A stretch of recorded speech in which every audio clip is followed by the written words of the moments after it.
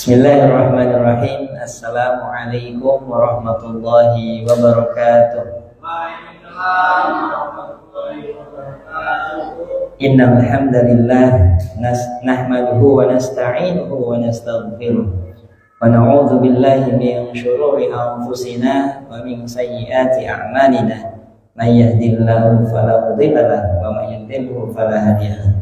Asyhadu an la ilaha illallah wa asyhadu anna Muhammadar Rasulullah. Allahumma shalli ala sayyidina Muhammad wa ala alihi wa ashabihi wa barik wasallim ajma'in. Amma ba'd. Hadirin wal hadirat, para pemirsa Ramadan Talk Masjid Al-Azhar yang berbahagia. Pada kesempatan ini, sebagai pembuka dan muqaddimah, kita sama-sama bersyukur kepada Allah Subhanahu wa taala karena tidak terasa sudah masuk ke hari ke-14. Benar nggak Mas Sukari? 13 ya. Berarti besok 14 kan? Ya. Dalam keadaan sehat walafiat, sehingga kita yang ada di studio maupun yang menonton di handphone atau di gadgetnya masing-masing sedang dalam keadaan sehat dan dalam keadaan berpuasa. Salawat dan salam semoga selalu tercurah limpah kepada suri tauladan kita Nabi Muhammad sallallahu alaihi wasallam, kepada keluarganya, para sahabatnya, dan mudah-mudahan sampai kepada kita sebagai umatnya yang senantiasa istiqomah mengikuti sunnah-sunnah beliau, meneladani beliau dan jadikan role model, sehingga kita mudah-mudahan mendapatkan syafaatnya. Amin amin ya rabbal alamin. Pada kesempatan kali ini saya akan menyampaikan materi kultum, yaitu digital detox ala Nabi, puasa scrolling, kenyangin ngaji, koneksi puasa dan kesehatan mental.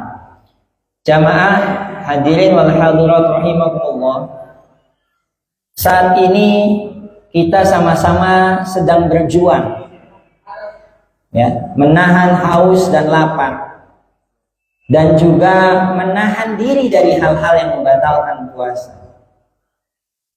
Namun pernahkah kita sadar bahwa ternyata kita ini melewatkan atau membiarkan, kita masih terus mengkonsumsi sesuatu secara berlebihan, sampai-sampai bisa dikatakan juga overdosis gitu kan. Bahkan saat ini kita sedang berpuasa, ya kan, sedang berpuasa, tapi ternyata kita masih belum bisa puasa dalam hal apa? Nah, ini terjadi fenomena lapar mata digital. Jadi banyak di antara kita yang masih sibuk dengan gadget kita, sibuk dengan handphone kita, scroll media sosial dari TikTok, Instagram, Facebook, yang kemudian secara tidak kita sadari ternyata kita masih bebas untuk mengkonsumsi konten-konten yang macam-macam sebetulnya. Tadi di awal saya bacakan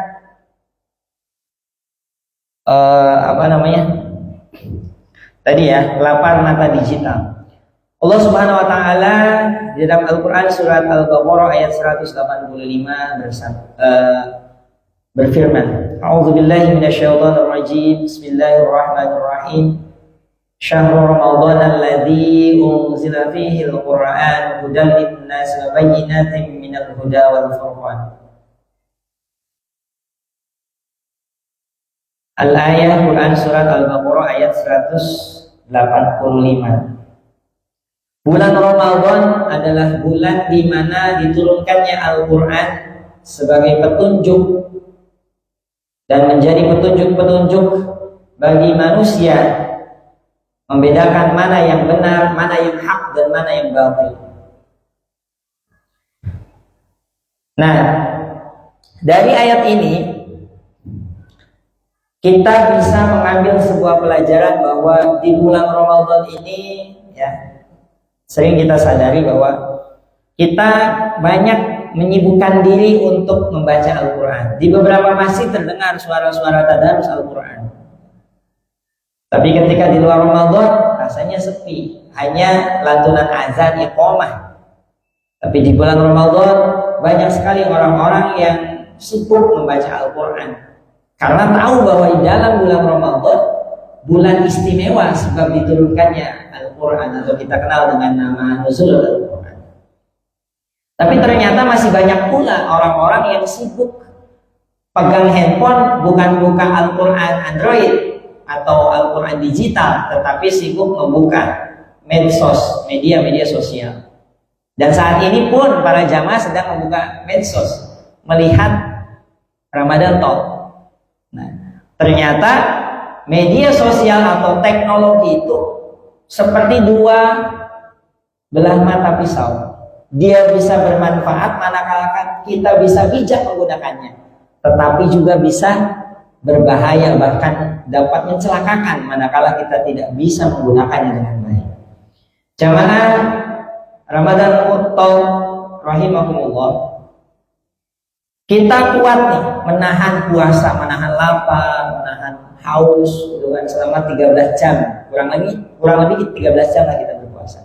Dari subuh ketemu maghrib 13 jam. Kita nggak makan, kita nggak minum. Tapi ternyata 13 menit saja kita nih buat puasa nggak pegang ponsel, rasanya berat. Dikit-dikit kita cek, wah barangkali ada WA dari atasan. Dikit-dikit kita cek, barangkali ada info penting dari kepala sekolah. Dikit-dikit kita cek, barangkali ada orang tua murid. Tapi setelah itu, anggung, wah ada pemberitahuan nih Instagram. Ada yang lagi live, apa nih, tentang apa nih yang itu. Tapi untuk meluangkan waktu membuka Al-Quran, misalnya saking sibuknya kita nih, ya, kita sampai nggak sempet buka Al-Quran. Pegang aja kayaknya berat banget gitu, apalagi sampai membukanya dan membacanya. Nah, kemudian menjaga pandangan atau pendengaran. Allah Subhanahu wa Ta'ala memberikan panduan operasional bagi panca indera kita di dalam Al-Quran. Dijelaskan di dalam Al-Quran surat Al-Isra ayat 36. A'udzu billahi minasyaitonir rajim. Bismillahirrahmanirrahim. Wa la taqfu ma laysa laka bihi 'ilm. Innas sam'a wal basara wal fu'ada kullu ulaika kana 'anhu mas'ula. Janganlah kau mengikuti sesuatu yang tidak kau ketahui. Sesungguhnya pendengaran, penglihatan, dan hati nurani, semua itu nantinya akan dimintai pertanggungjawabannya. Maka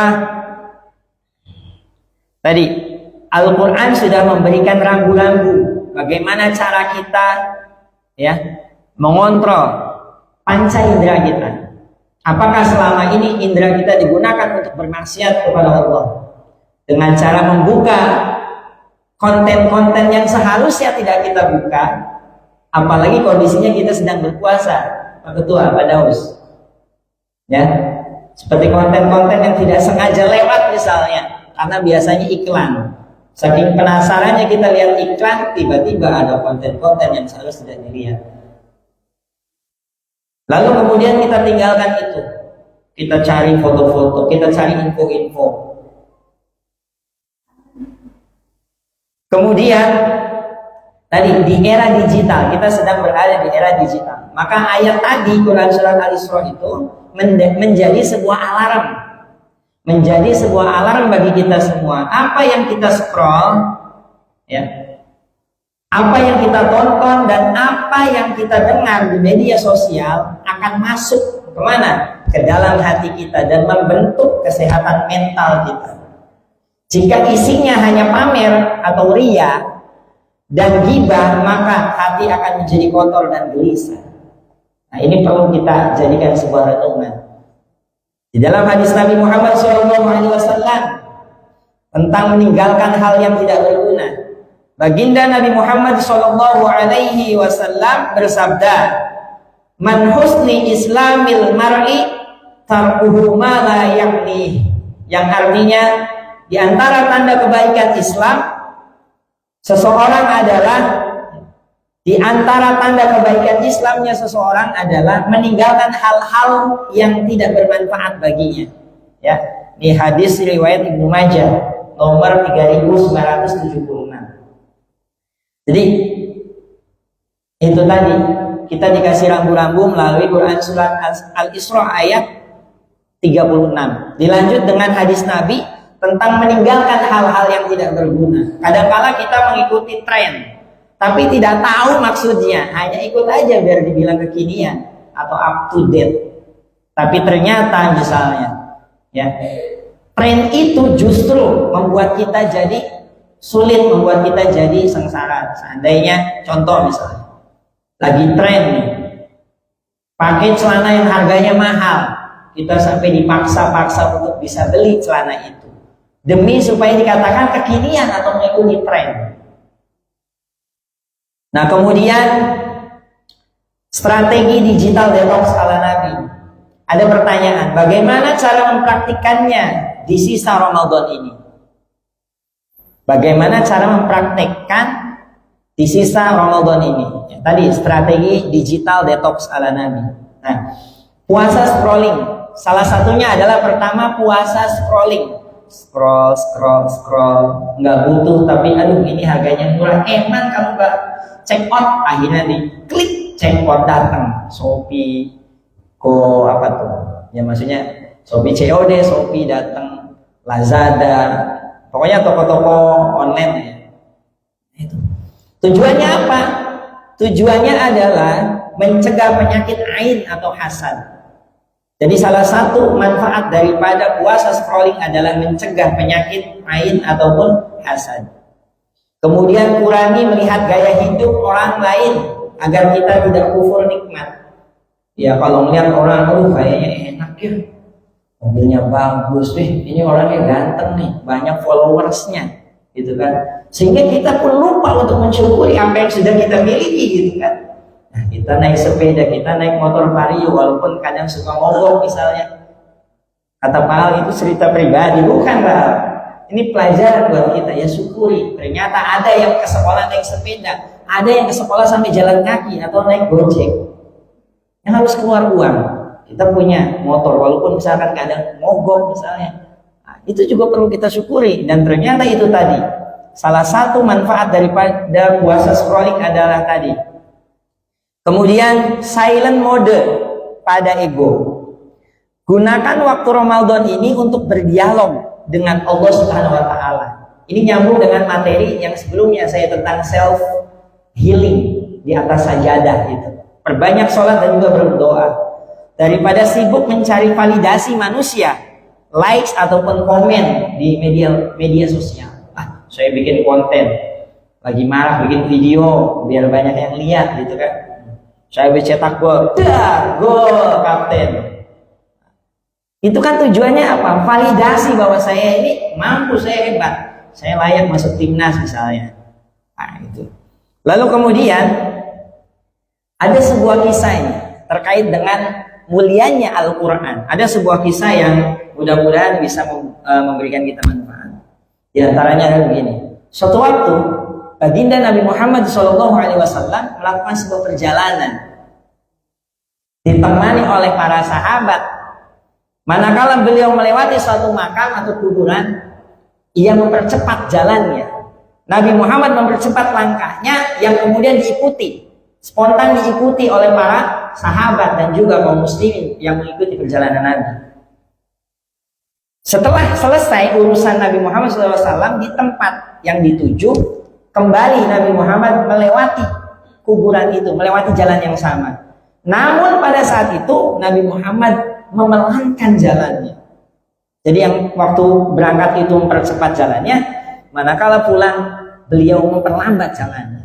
Tapi karena tahunya para sahabat waktu berangkat Rasulullah itu mempercepat jalannya, maka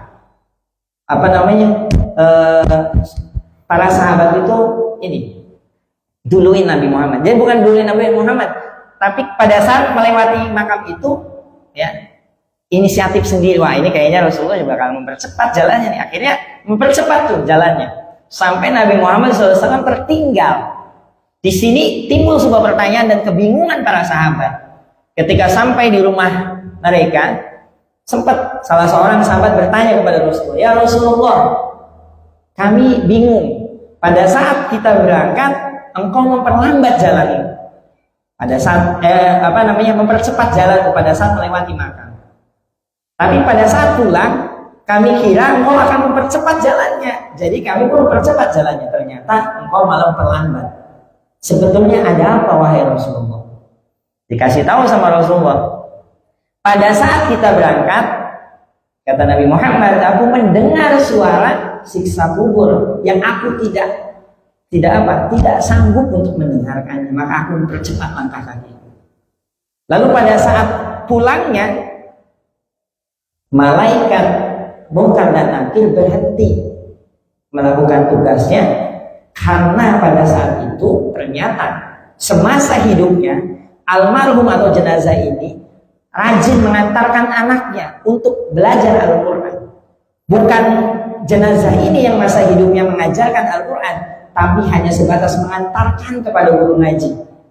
Jadi pada saat kita pulang nih, aku tidak mendengar suara siksa kubur, malaikat dihentikan. Dan aku mendengar bahwa malaikat mengatakan bahwa berhenti siksa kubur itu manakala anak dari jenazah tersebut sedang membaca Al-Quran. Masya Allah, luar biasa. Inilah begitu luar biasanya Al-Quran.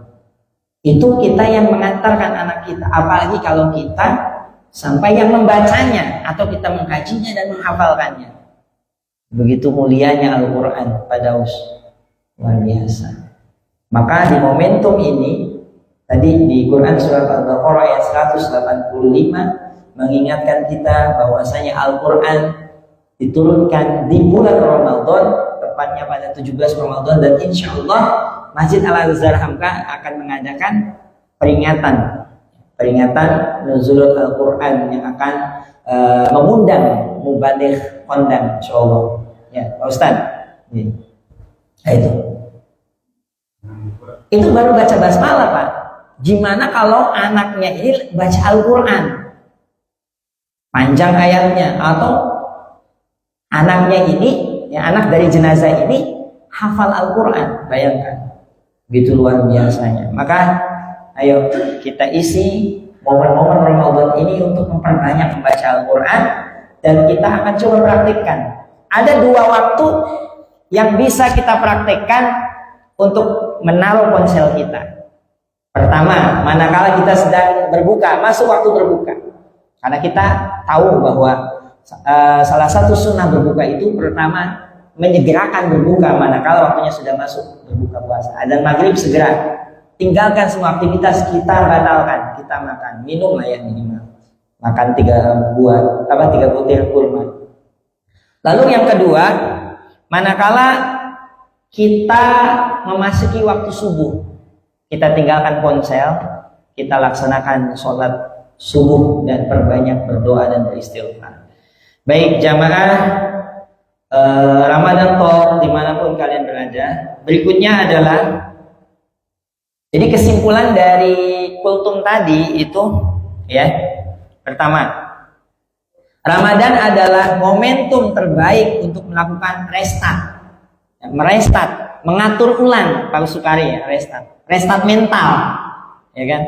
Nah, mari kita jadikan smartphone kita ini sebagai alat apa? Alat untuk mendukung pahala. Jadi kita bisa, ya, meng-share apa? Materi-materi, misalnya tentang kultum, atau misalkan menyampaikan informasi-informasi yang baik, yang valid, yang isinya mendoakan gitu. Tapi kadang-kala kita saking gampangnya mengakses ya informasi datang dari grup, tanpa kita tahu, harusnya kita cek dulu ini benar apa enggak. Maka ada istilah saring dulu sebelum sharing. Karena bisa jadi ada informasi, ternyata informasi itu bohong, sampai kemudian merugikan orang lain. Umpama ini contoh, si fulan di grupnya itu memberitahu bahwa suaminya meninggal dunia. ternyata itu kabar bohong. Ada kabar bohong. Karena ternyata itu adalah salah satu modus penipuan. Modus penipuan. Saking paniknya dia, aduh gimana ini? Dikabarin suaminya meninggal, ya tolong nih. Gimana supaya bisa dibantu? Ini transfer dulu sekian. Akhirnya itu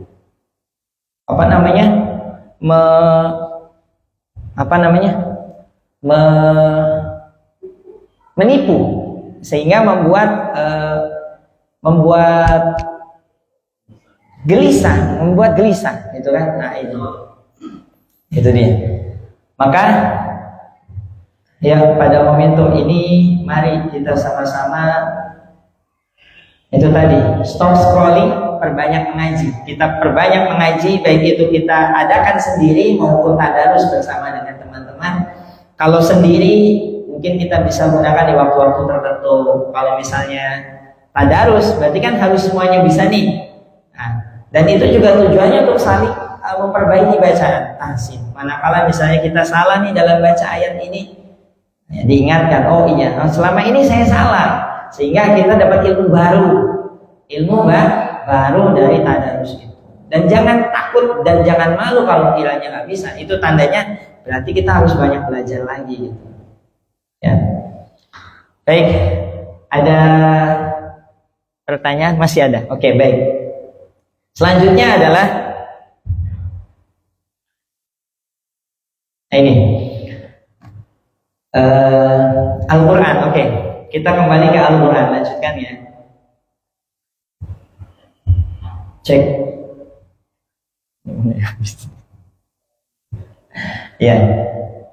Nah, Al-Quran sekarang di ponsel Bapak Ibu semua atau adik-adik semua itu sudah ada Al-Quran. Maka dimanapun kita bisa akses Al-Quran dan kita bisa membacanya. Jadi tidak ada alasan untuk kita tidak punya waktu untuk membaca Al-Quran. Ya. Selain itu juga bukan berarti dalam hal ini atau materi saya ini melarang teman-teman hadirin semua untuk aktif di media sosial. Boleh saja. Cuman maksudnya kita harus punya kita harus punya prioritas. Kita gunakan ponsel karena memang betul-betul perlu untuk komunikasi misalnya. Kemudian juga untuk mencari informasi, misalkan tugas sekolah, tugas-tugas yang lain misalkan. Memang untuk zaman sekarang dunia sudah mulai berubah. Dunia sudah ada di genggaman nih, di ponsel Bapak Ibu semua gitu. Mau makan tidak harus masak ya, Pak Komandan Andi. Kita cukup pilih menu, klik, datang beberapa menit, tinggal bayar. Nah kalau dulu kan kita harus ke pasar dulu, belanja dulu ya Pak Ketua. Nah dengan genggaman kita pengen beli baju, nggak harus naik mobil, nggak harus naik motor, klik besok datang diantar paketnya gitu. Tapi juga bukan berarti saking mudahnya nih ponsel, akhirnya apa yang sebetulnya bukan kebutuhan kita, hanya kepengenan gitu, diklik datang semua. Ya, padahal akhirnya karena nggak sesuai, bajunya kekecilan, bajunya ketipisan, akhirnya nggak dipakai, mubazir. Nah itu tadi. Jadi kembali lagi, yuk kita lebih bijak lagi dalam penggunaan smartphone sehingga kita tidak menjadi golongan orang-orang yang merugi. Ya, oke. Masih ada waktu berapa menit lagi, Pak? 5 menit lagi atau 7 menit lagi? 7 menit lagi, baik.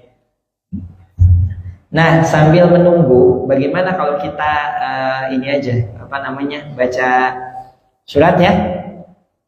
Boleh ya? Murojaah ya? Oke. Untuk tutupnya berarti masih dilanjut ya, Pak Ardi? Atau saya tutup dulu terus kita ngaji atau gimana? Lanjut aja ya, oke. Nah, di antaranya adalah kita membaca Al-Quran. Yuk, kita baca Quran surat Al-Mu'awwizatain. Apa itu? 2 surat terakhir dalam Al-Quran, yaitu surat An-Nas dan Al-Falaq. Yang tujuannya adalah kita meminta perlindungan kepada Allah dari hal-hal atau dari kejahatan makhluknya. Ya. Ta'awudz basmalah. A'udzu billahi minasyaitonir rajim. Bismillahirrahmanirrahim. Bismillahirrahmanirrahim. Surat An-Nas. Qul a'udzu birabbin nas, malikin nas, ilahin nas, min syarril waswasil khannas, alladzi yuwaswisu fi sudurin nas, minal jinnati wan nas. Surat Al-Falaq.